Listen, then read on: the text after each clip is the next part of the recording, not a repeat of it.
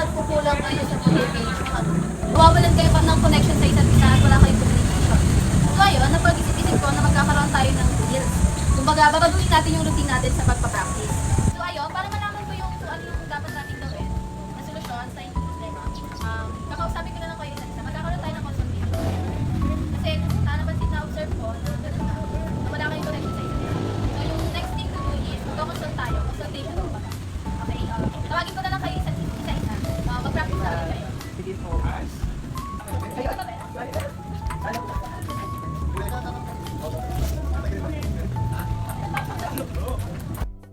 Vince! Punta ka muna dito. Coach. Ano ba yung motibo mo? Bakit ka sumali dito sa sports? Ano ba yung mga napapansin mo nakakulang sa team mo? Like, makaproblema? May na lang sila. Kaya ganun. So, ayun. Sige, balikan na doon. Maraming salamat ha. Okay. Jansil, lapit ka muna dito na. Yes, ma'am. So, ayun. Ano ba yung motibo mo bakit ka sumali sa sports? Unang-una kasi, parang marami kasi ako ditong mga kaibigan, ma'am. So, parang, syempre may mga lalaki po at gusto ko sumali talaga. Ano ba yung mga napapansin mong problema sa team mo? Alam po ba, parang hindi sila pa seryoso, tsaka parang hindi sila dapat dito parang wala silang goal kung paano sila or any kind of idea kung paano nga nila masusungkit yung tabunan. Meron ka bang mga suggestion? Sa tingin ko po, discipline po. Ayun. Thank you. Thank you, ha? Nurse na.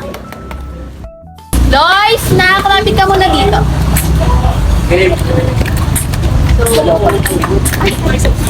Ano ba yung ano ko? Pwede ko pa malaman ko ano po yung motibo ko. Bakit ko sumali sa sport?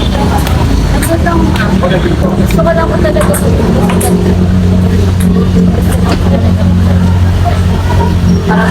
para mag-excel mo. Ano ba yung mga napapansin mo pagkukulang sa team? Pagkukulang yung katulad ko nang nakikita nyo ngayon. Parang kukulang ko kami naglalaro, wala akong kasama-sama. Walang connection. Sige ha. Sige, balikan na din.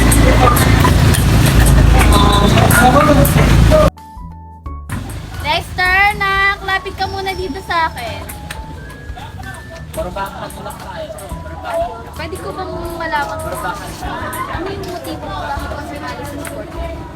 Kailangan po sumali dito is para nasa ko po mga ginagawa po bilang players. Puro ganito lang din. Gusto mo ng experience, no? Ano ba yung napapansin mo sa team mo? Nakakulang na rin. Wala po sila ng commitment sa bawat isa po.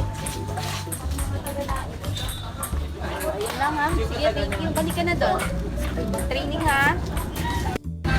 Jonel, nak, lapit ka muna dito.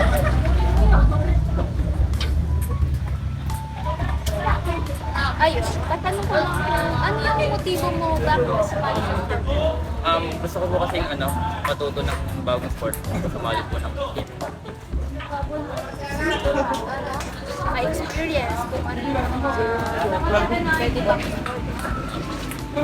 Ano yung ano ba? Ano ba yung mga napapansin mo makulang sa Napapansin ko lang po na po, malungkot po yung training kasi hiwalay-hiwalay po kami.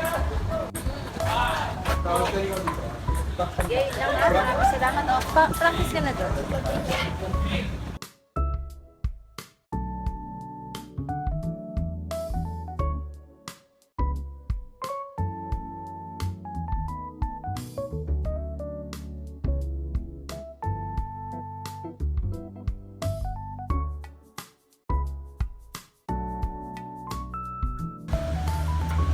So ayun, team, lapit muna kayo sa akin.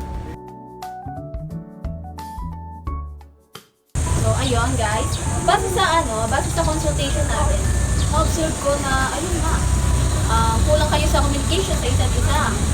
Hindi rin masyado rin malungkot kasi nga, ayun nga, walang communication, hindi kayo nag-uusap, hindi kayo maalis ng comfort zone niya. Hindi nyo naiintindihan kung ano ba yung mga ginagawa ng isa't isa. Kumbaga, hindi rin kayo namomotivate sa pagtitraining. So, ayun, na pag-isip-isip ko na ang gagawin natin is, pagpapalit-palitin natin kayo ng goal. Kulang kayo sa disiplina, kulang kayo sa pagtitraining, kaya hindi na nag-upgrade or kumbaga nag-improve yung skills nyo. Kaya ayun, ang gagawin natin is pagpapalit-palitin natin kayo ng goal. Kanya ikaw, si Vince, di ba si Vince is siya, player 1 siya, kumbaga siya yung nag-aangkas ng bola. Ang magiging role niya is, siya yung magiging scorer. So, bali masyado kayo marami, no? Hatiin natin sa dalawang team yan. So, kayo, Mallorca, Vin, Junel, kayo yung saka si Vin, kayo yung team A. Yung team B, Vin, Lois, si Lester, saka si Gary ang team A. So, ayun. Ang gagawin natin is magpapaunahan lang kayo kung sino yung unang maka-score sa info, ha? Okay? Simulan nyo na. Oy, palit tayo, ano?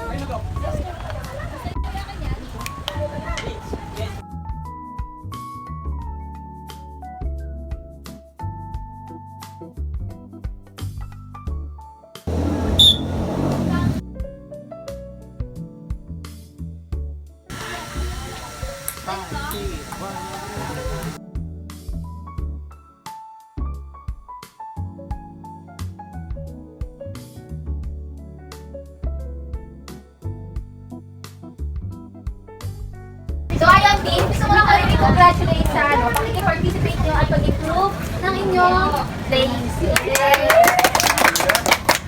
So, kaya nakipag-participate kayo, gusto ko lang kayo bigyan ng appreciation. Kumbaga, dahil nakilawak kayo sa ating so, ayan. Ito ay certificate of participation para sa'yo, Janet, para kay Vince, para kay Dean, kay Lester, Victor, kay Janelle, kay Lester, at saka kay Loy. Ayun. Gusto ko lang kayo batiin dahil skills at communication. Congratulations